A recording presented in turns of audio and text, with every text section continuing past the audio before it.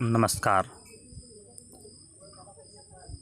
मैं माँ हिंदी के आंगन का सबसे छोटा बालक कुंदन कुमार आप सबों का हार्दिक स्वागत करते हैं।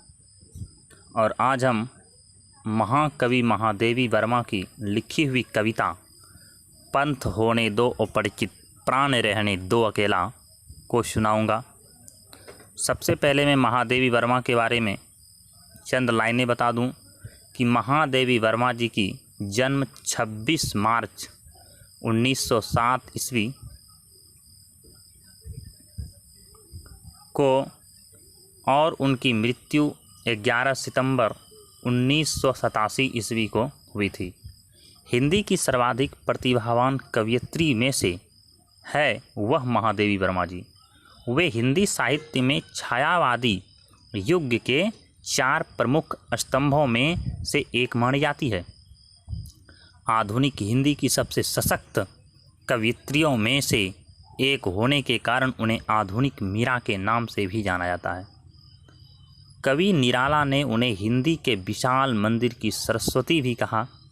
महादेवी ने स्वतंत्रता के पहले का भारत भी देखा और उसके बाद का भी। वे उन कवि में से हैं जिन्होंने व्यापक समाज में काम करते हुए भारत के भीतर विद्यमान हाहाकार रुदन को देखा, परखा और करुण होकर अंधकार को दूर करने वाली दृष्टि देने की कोशिश भी की। न केवल उनका काव्य बल्कि उनके समाज सुधार के कार्य और महिलाओं के प्रति चेतना भावना भी इस दृष्टि से प्रभावित रहे हैं। उन्होंने मन की पीड़ा को इतने स्नेह और श्रृंगार से सजाया कि दीप शिखा में वह जन जन की पीड़ा के रूप में स्थगित हुई और उसने केवल पाठकों को ही नहीं समीक्षाओं को भी गहराई तक प्रभावित किया। तो एक बार मैं फिर से बोल दूं कि महादेवी वर्मा जी की जन्म 26 मार्च 1907 ईस्वी को फारुखाबाद में हुआ था और इनकी मृत्यु 11 सितंबर 1987 ईस्वी को 80 साल के उम्र में हो गई थी, इलाहाबाद उत्तर प्रदेश में। इनका जो व्यवसाय थी वो थे उपन्यासकार, कवयित्री, लघु कथा लेखिका, राष्ट्रीयता भारतीय थी।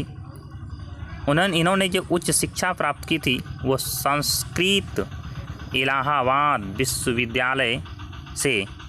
इनका जो अवधि काल थी वो 20वीं शताब्दी। साहित्यिक आंदोलन, छायावाद, उल्लेखनीय कार्य, यम, मेरा परिवार, पथ के साथी। उल्लेखनीय सम्मान जो इन्हें मिला है 1956 ईस्वी में पद्म भूषण, 1982 ईस्वी में ज्ञानपीठ पुरस्कार, 1988 ईस्वी में पुनः पद्म विभूषण इन्हें मिला। इनका जो जीवन साथी थे डॉक्टर स्वरूप नारायण वर्मा थे। तो आगे मैं सुनाता हूँ पंथ होने दो अपरिचित प्राण रहने दो अकेला। कैसे? पंथ होने दो अपरिचित प्राण रहने दो अकेला।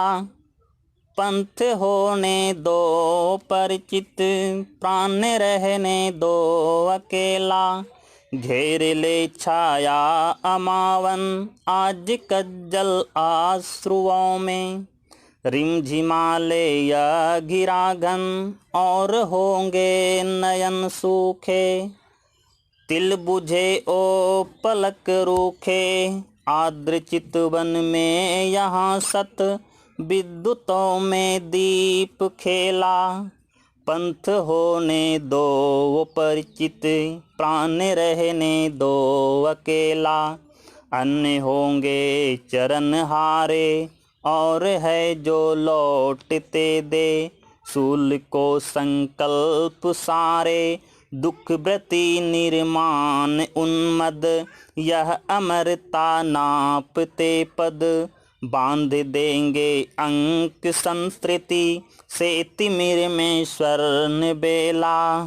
पंथ होने दो परिचित प्राण रहने दो अकेला।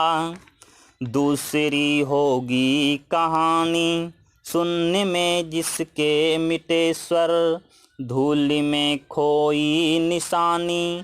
आज जिस पर प्रलय विस्मित, मैं लगाते चल रही नित।